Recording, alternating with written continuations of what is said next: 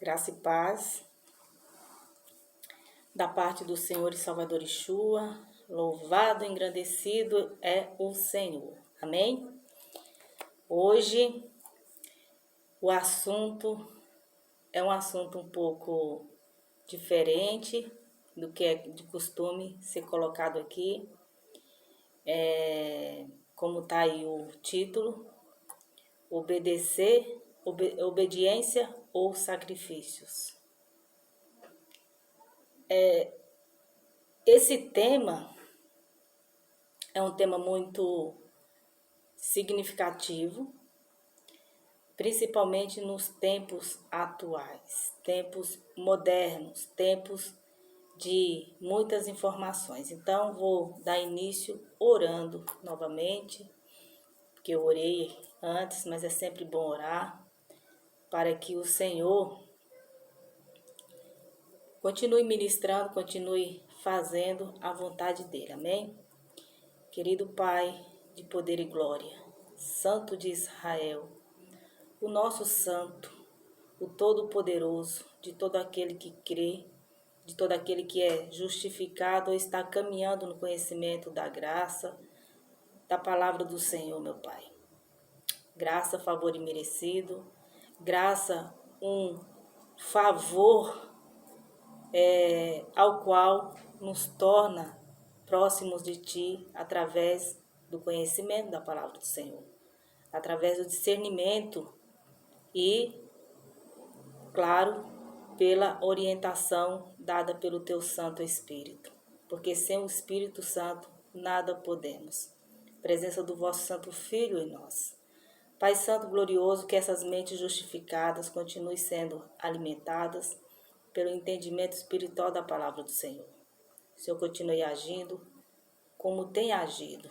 Agradeço, Senhor, pela misericórdia diária que o Senhor permite que tenhamos para que vidas sejam libertas, vidas sejam transformadas, restauradas, para que a palavra do Senhor venha fazer morada e que tenham a consciência do qual necessário é entender a palavra do Senhor para que possamos ter uma vida edificada, uma vida de fé. Então, que ao expor o que foi dito aqui, seja entendido a respeito da obediência e da inutilidade dos inúmeros sacrifícios. Pai Santo, que o Senhor ilumine as mentes, que cada palavra que é dita neste canal frutifique, caindo em terra fértil, que seja sempre feita a vontade do Senhor pela orientação do vosso Santo Espírito. É assim que oro e agradeço em nome de Yeshua. Amém. Para dar início, eu vou ler aqui Lucas, capítulo 5, a partir do versos 27, que vai dizer: Depois disso, Jesus saiu e viu um publicano chamado Levi, sentado na coletoria. E disse-lhe: Siga-me, entre aspas. Levi levantou-se Levi levantou-se, deixou tudo e o seguiu. Glórias a Deus. Então Levi ofereceu um grande banquete a Jesus em sua casa. Havia muita gente comendo com eles, publicanos e outras pessoas. Mas os fariseus e aqueles mestres da lei que eram da mesma facção queixaram-se aos discípulos de Jesus, entre aspas, por que vocês comem e bebem com publicanos e pecadores? Jesus lhes respondeu: Não são os que têm saúde que precisam de médico, mas sim os doentes. Eu não vim chamar justos, mas pecadores ao arrependimento. Louvado seja o nome santo do Senhor. Se você ler os evangelhos, que entram em concordância, embora, como eu coloco aqui no canal, pode ter um ponto de vista diferente, porque trata-se de pessoas diferentes. Se você ler Mateus, Marcos, Lucas, João, continuar lendo de Atos em diante, todo o conhecimento a partir, né, do que foi dito ali pelo apóstolo, que foi dado pelo apóstolo Paulo e outros, você não vai encontrar afirmações assim com facilidade do que o Senhor não veio fazer. Tal o relato do que ele veio fazer. Ele foi o cumpridor da lei, ele cumpriu a lei, ele não veio abolir a lei, ele veio cumprir. E todos os caminhos dele aqui, descritos nos evangelhos do Cristo em carne, lendo e conhecendo e buscando as orientações, a leitura do livro dos profetas, entende-se que ele cumpriu tudo o que fora dito a respeito dele. Amém? Então aqui é uma afirmação do que ele não veio fazer. E as pessoas precisam se atentar a esse detalhe muito importante. Ele não veio abolir a lei. Mas aqui da fala do mestre de Yeshua, ele diz: não pense que vim chamar justos, mas pecadores. E aí, se você for lá para... Porque a palavra do Senhor tem que entrar em concordância. Eu estou falando aqui a respeito do tempo dele em carne e que foi dado ao ministério do apóstolo Paulo. Aqui em Romanos 3, versos 23 ao 26, vai dizer: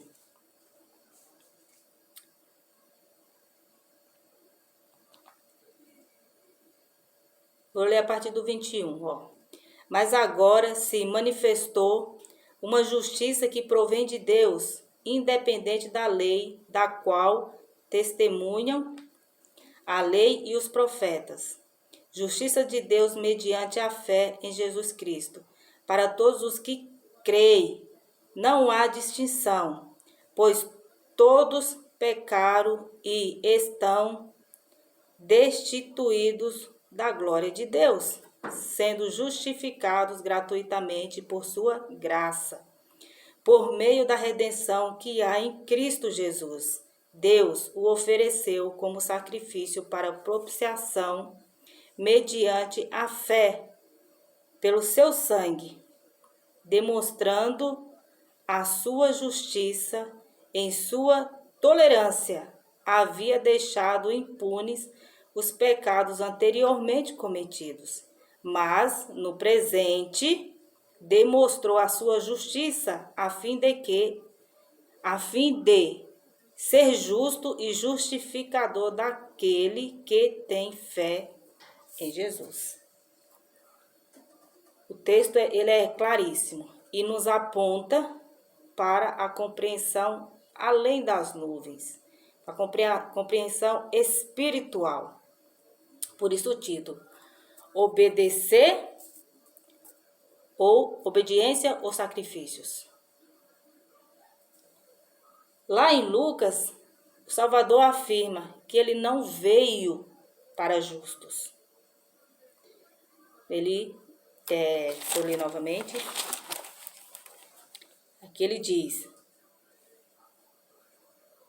eu não vim chamar justos, mas pecadores ao arrependimento. Ele não veio chamar justos. Por quê?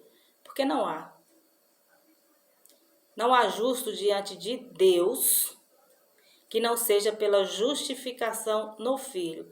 Quando o Criador nos vê, pela compreensão do livro aqui, 1 Coríntios, 2 Coríntios, Hebreus, Romanos, quando o Senhor nos vê, Ele não nos olha pelas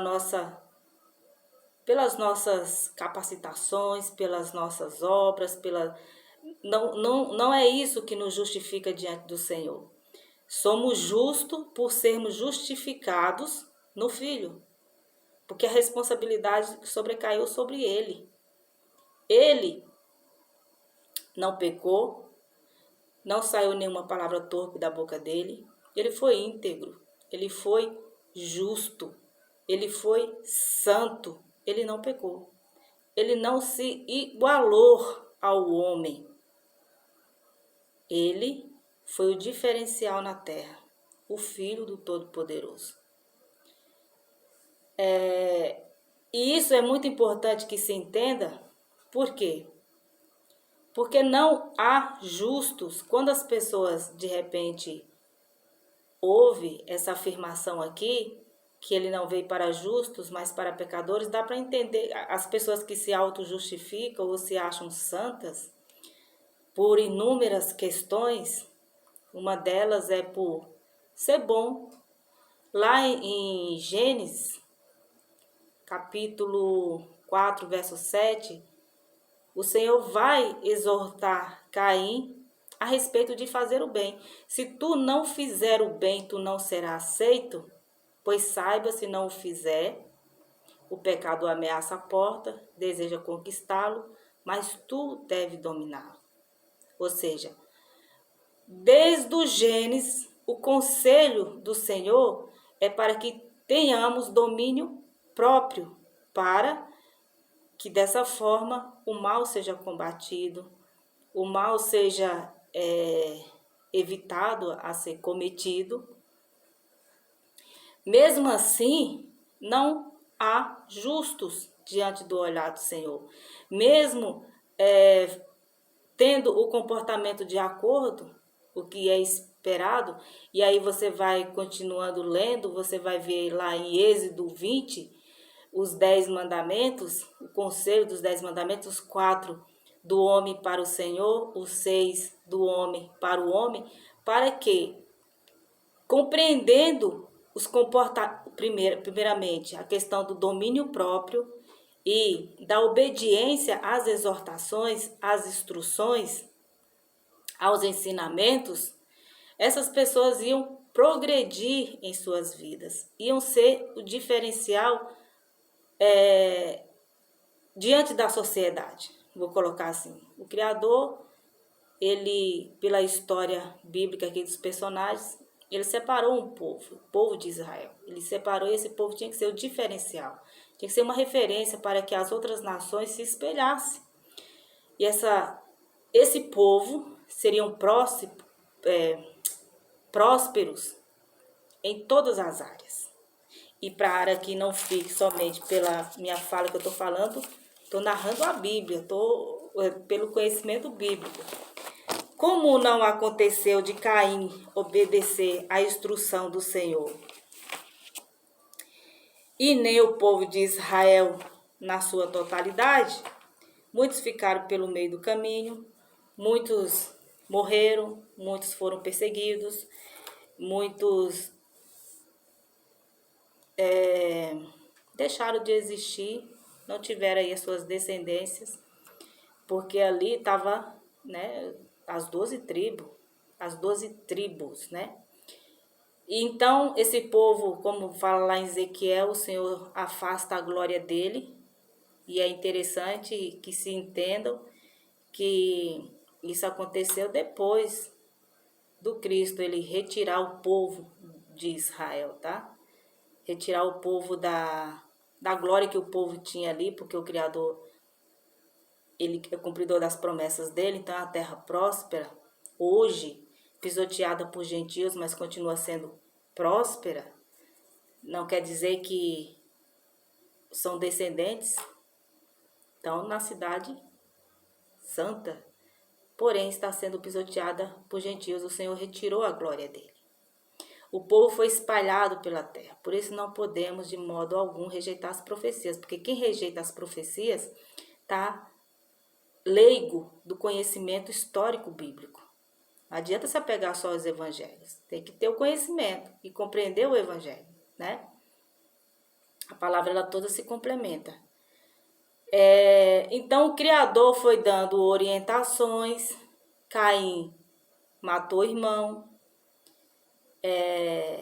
depois vem Sete andando corretamente, justamente, mas não sendo justo ao ponto de se se apegar à sua própria justificação pelas suas atitudes, pela sua vida, para a salvação. Por isso que eu li Romanos e depois eu volto lá, Romanos 3. Porque todos pecaram, estão destituídos, só que o Senhor não levou, como eu li lá, em consideração os pecados anteriores. Claro que os pecados anteriores, daqui do tempo, né, do apóstolo, pode-se entender que o povo eram ignorantes. Tinham orientações, o Senhor enviou profetas, reis que faziam a vontade dele. O Senhor enviou os seus servos para instruir, mas o povo cresceu, foi numerado. E nem todos ensinaram os seus filhos como era a ordenança do Senhor, que ensinasse de filho para filho a passagem do êxodo, né? Do Egito para a terra prometida. Era necessário que se ensinasse de geração a geração aos filhos para que eles fossem gratos, conhecessem o seu Criador e não se perdessem. E aí, lá em Ezequiel, mostra que esse povo se perdeu. Esse povo está levantando os seus deuses para si. Estava acumulando os deuses sem vida, porque só tem um Deus Todo-Poderoso. Então o povo abriu mão da grande glória que era a presença do Senhor. E aí veio o castigo e a história, a própria história humana, dos livros de história, vai relatar a história desse povo. Então, é muita coisa, não dá para se aprofundar muito, mas eu vou ler aqui as bênçãos da obediência, porque não dá para ler tudo aqui em Deuteronômio 28, aconselho que você leia. Deuteronômio 28 e Levítico 24 vai falar das bênçãos e das maldições. As bênçãos é menos por quê? Porque cada bênção ela é carregada de inúmeras bênçãos. Já as maldições tem mais capítulo e são coisas até que caracterizam o povo que sofreu essas maldições por conta da desobediência. Então é interessante ler para não ficar à mercê do que é dito por pessoas, às vezes em púlpito, às vezes nas mídias, caracterizando, dando crédito àquilo que não é. Amém? Então aqui em Levítico 28 vai falar a respeito das bênçãos, ó. Por conta da o quê? Da obediência. A obediência que nos retribui bênçãos, né? Mas não quer dizer que vai nos retribuir salvação. A salvação é por fé. A salvação é pela confiança do que foi feito por nós. E sermos justificados, entender qual é o passo de ser justificado. Tá aí vários vídeos no canal ensinando. É claro que diante da grandeza do entendimento espiritual, o conhecimento ainda está no início, né? Não chega à sua totalidade jamais, porque a palavra do Senhor, ela nos permite, o Espírito Santo nos permite a ter conhecimentos extraordinários a todo o tempo, amém? Então aqui, ó, Deuteronômio 28, as bênçãos da obediência. Se vocês obedecerem fielmente ao Senhor, o seu Deus, e seguirem cuidadosamente todos os seus mandamentos, que hoje lhes dou, o Senhor, o seu Deus, os colocará muito acima de todas as nações da terra. Todas essas bênçãos virão sobre vocês e os acompanharão, se vocês obedecerem ao Senhor, o seu Deus. Vocês serão abençoados na cidade e serão abençoados no campo. Os filhos do seu ventre serão abençoados, como também as colheitas da sua terra, e os bezerros e os cordeiros dos seus rebanhos.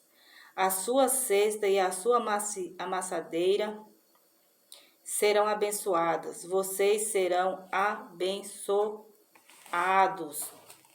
em tudo o que fizerem. Até aqui. Porque é interessante você ler tudo. Em tudo o que fizerem. Tudo é tudo. se você vai formar uma família, estando sobre a orientação do caminho a seguir, das instruções, das orientações que zelosamente o Senhor levantou o apóstolo Paulo, levantou Pedro, depois da descida do Espírito Santo, capacitou ele e os demais. Está aqui nos evangelhos esses personagens, a sua história, embora não aprofundada, mas a história com o Cristo em carne, com a experiência do que fora dado após ele se ascender aos céus e a descida do Espírito Santo, como que esses homens e essas mulheres foram fervorosos na fé, confiantes e com um único espírito, com um único propósito, com um único entendimento, e eles conseguiram, através da obediência ao ao primeiro arrepender dos pecados e dedicar sua vida de fé, conseguiram estar aqui, pelo mérito do Espírito Santo, do Senhor, estarem registrados nos evangelhos. Então precisamos estar atentos a essa questão.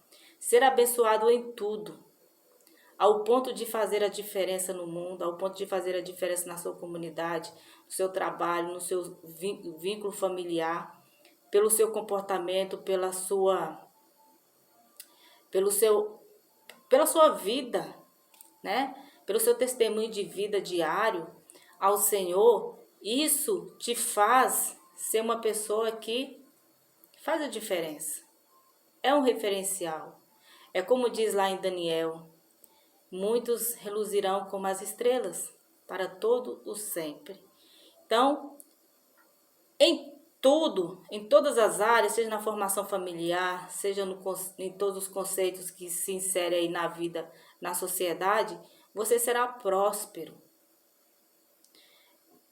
E não entenda essa prosperidade como luxúria, vaidade, riqueza. Isso aí está contra a orientação pelo Espírito. Embora o cristão pode ter uma vida próspera financeira, mas não é isso que vai fazer a diferença na vida dele. Vai fazer a diferença na vida dele, ele está bem estruturado. Tem um grande exemplo na palavra do Senhor que me veio agora à mente, eu nem ia falar, mas é assim, o Espírito fala e a gente, né? Louvado seja o nome santo do Senhor. Sansão foi um propósito do Senhor. O povo estava ali passando pelas afrontas, né, do povo, se não me engano, se eu estiver errado, né, me perdoe, acredito que dos filisteus. Eles invadiam, saqueavam o povo. Esse povo, eles não tinham sossego. E aí o Senhor, compadecendo, permite que uma mulher seja abençoada no seu ventre, e dele está ali a promessa que o Senhor estaria com ele, né? Ele, com suas próprias mãos, iria livrar o povo das opressões, das roubalheiras do povo, acredito que filisteu. E foi uma trajetória na vida de Sansão. Sansão, ele teve os conflitos na vida dele sentimental. No que diz respeito à vida sentimental, ele deu um pulo para fora. E isso foi uma desobediência, porque a questão relacional, para Sansão, ele precisava se casar com uma hebreia, né? Alguém que fosse ali da sua linhagem. Ele foi movido pelo coração, pelo sentimento, e o levou a cometer falhas. No final da história, ele perde a visão. Não sei se eu já falei a respeito de Sansão. Acredito que não. Ele perde a visão, são cortadas ali suas tranças pelo encantamento de uma mulher. E então ele perde a visão e perde a força. Antes ele perde a visão. Trazendo para o campo espiritual. Obedecer ao Senhor está além das nossas práticas ritualísticas. Está além até dos nossos votos, das nossas ações de caridade. Obedecer ao Senhor é compreender que a vida do cristão que segue, por isso que eu li lá em Lucas, quando Yeshua chama, já me fugiu aqui a mente,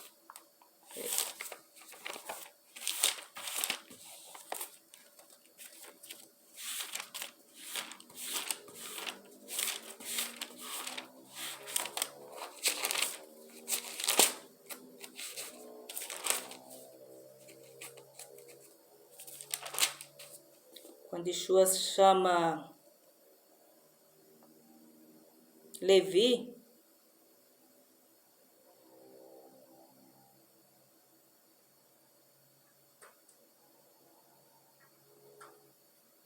e Levi não hesitou, acompanhou o Senhor e Salvador das nossas almas, trazendo para o campo espiritual, é isso que é obedecer o Senhor. Ouvir o seu chamado. E como é que se ouve esse chamado? Aqui está relatando que Yeshua foi até ele. O que diz a palavra do Senhor? Ninguém vai ao Pai se não for pelo Filho. Mas também ninguém vai ao Filho se o Pai não enviar. E aí? Né? É uma incógnita? Não. Porque é algo profundo, é um tratamento. Quando o Criador fala para quem, se tu não fizer o bem, tu não será aceito, pode remeter aí, então eu só preciso ser bom, só preciso fazer o bem, que o Senhor vai me aceitar. Não é por aí. Romanos, capítulo 3, coloca que todos estavam separados. Os pecados anteriormente, porque a balança do Senhor é justa, ele não levou em consideração, tendo em mente nós, né? Tendo em mente da gravidade dos pecados, porque a ordem aos discípulos foi: vá, prega o evangelho, arrependei-vos, porque o reino é chegado. Então o Senhor faz o convite a Levi para segui-lo. O Senhor envia os discípulos para pregar a mensagem do arrependimento, porque todos pecaram. E aí, como eu li lá em Lucas, que vocês entendam que a palavra toda está alinhada, que não tem como aprofundar, ler tudo. O entendimento tem o seu alinhamento. Lucas, que ele não veio chamar justos, mas pecadores ao arrependimento, ali ele estava com publicanos, estava com pecadores, e os que se autotitulam justos, que estão aqui a cargo do Senhor, no caso ali os fariseus, não estavam compreendendo o que está acontecendo aí, né? Fazendo aí uma analogia aí. O que está acontecendo? Nós estamos aqui nos esforçando na lei, nos aprofundando e até perseguindo aqueles que são, entre aspas, hereges, estão trazendo uma nova ordem, um novo conhecimento. E ele, considerado ou se titulando o Filho de Deus, está comendo com publicanos, está comendo com pecadores. Mas ele diz: não vim chamar justos ao arrependimento, mas pecadores. Então, qual é a moral do raciocínio aqui? Que todos, absolutamente todos, depois de Cristo, são considerados pecadores. E que em suas obras, ou até antes dele, nas suas obras, não se podem se justificar. O Senhor levou o evangelho aos que estavam em prisão, ou seja, os que tinham morrido antes, né? Então, todos têm que passar por ele. Todos têm que passar pelo conhecimento da palavra dele. Quando o Senhor, quando é feito ali a referência da questão dos mandamentos em Deuteronômio 28 para a obediência, os mandamentos ele é perpétuo, porque pode passar aquela ideia assim, ideia não, por já compreender que quando se lê em Moisés é colocado um véu. Sim, é colocado um véu quando se lê em Moisés diretamente, querendo seguir como está lá a risca e se auto-justificar como a guarda do sábado, como ao invés de todos os dias, vai falar aqui em Romanos, como alimentos que não se deve comer, e nós não podemos entrar nessa questão, porque devemos, como diz Romanos, entender a questão dos fortes e dos fracos, há uns que comem legumes, há outros que comem de tudo. Então, o que vale é a consciência. O que vale é o que nós julgamos como não propício na questão de alimento, tá, gente? Se não faz bem para o meu organismo, eu não vou comer. Eu já sei que não faz bem. Vai afetar de alguma maneira, então eu vou evitar. Não quer dizer que esse alimento é impuro. Pode ser impuro para o meu organismo, para o meu metabolismo, mas para outros não. Então tudo foi purificado pelo santo, por Yeshua. Então não podemos entrar nessa questão. Se quer santificar um sábado, então santifique. Mas é preciso também ter consciência de que se for pela questão da mentalidade da obediência, que se titulam justos e santos e salvos, estão pecando. Porque certamente vão falhar nos outros mandamentos, em outros requisitos da lei. O mandamento é perpétuo, não muda. Por isso o Senhor vem e coloca a questão do amor ao Criador, a questão da santidade, a questão do culto, a questão do nosso corpo, de como nós vivemos. E os mandamentos em relação ao trato humano, para que a gente viva bem. Então, recapitulando aqui. A orientação do Criador é boa. A lei é boa, a lei é santa, a lei nos mostra o pecado. Os mandamentos são perpétuos.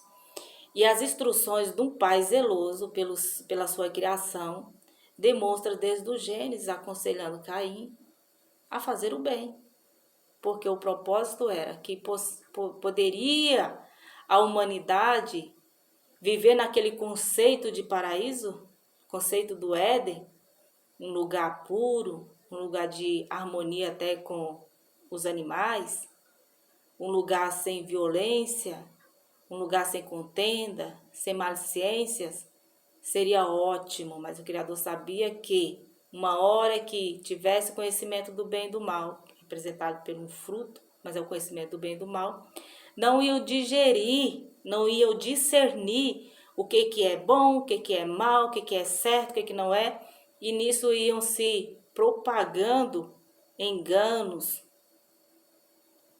que afastariam do seu Deus. E foi o que aconteceu. Todos estavam destituídos da glória de Deus, por conta de não discernir o caminho da vida, o caminho correto.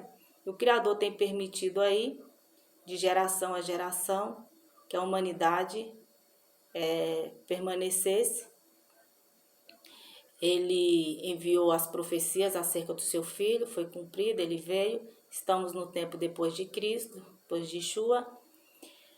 E o Senhor nos presenteou aí com a graça maravilhosa que é o acesso para que possamos nos aproximar dele, entendendo que ele existe, que ele é soberano, que ele é eterno, que ele é onisciente, onipresente, onipotente, que ele está no controle de tudo e que ele nos dá a oportunidade de sermos regenerados.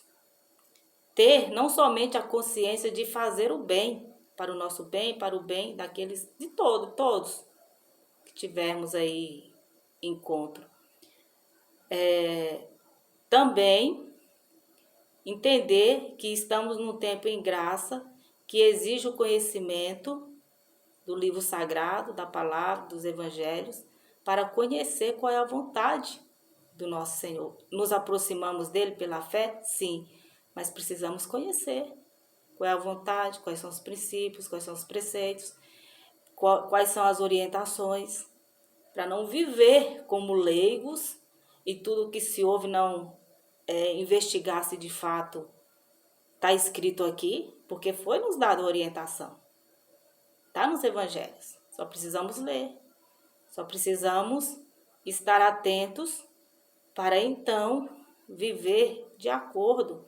E ainda assim não nos autotitular como salvos pelas nossas obras, pela nossa autojustificação, porque nós somos bons, porque nós somos pessoas do bem. Não. É porque o santo nos foi dado como cordeiro, foi o sacrifício perfeito e definitivo. Foi estabelecida uma nova aliança com esse feito da morte e ressurreição. Agora o poder, a autoridade está sobre o ombro dele e ele virá para cumprir as promessas que está lá em Apocalipse, está em Tessalonicenses, trazer o juízo. E aí fica a pergunta: se o Criador começar a agir com juízo na terra, ou especificamente aqui no nosso país, o Brasil, como que estamos para compreender a onisciência dele? Será que estamos murmurando? Será que estamos como os ímpios, como os leigos que nada sabem? Precisamos ter conhecimento da palavra de modo espiritual. Precisamos discernir. Amém? Então o vídeo até passou um pouquinho. Eu espero no Senhor de verdade que vocês estejam entendendo qual é o propósito desse canal, que é levar a mensagem pela compreensão do modo espiritual. Para isso precisamos ter tempo, ser resilientes em ouvir, estar atento e fazer como os bereanos, confirmar se está escrito na palavra. A tradução aqui é NVI. Pode ter uma outra palavra diferente da sua tradução, mas o espírito, o entendimento é o mesmo. Isso eu garanto. Então fiquem todos na paz. Obrigada por assistir e estarem acompanhando. Amém?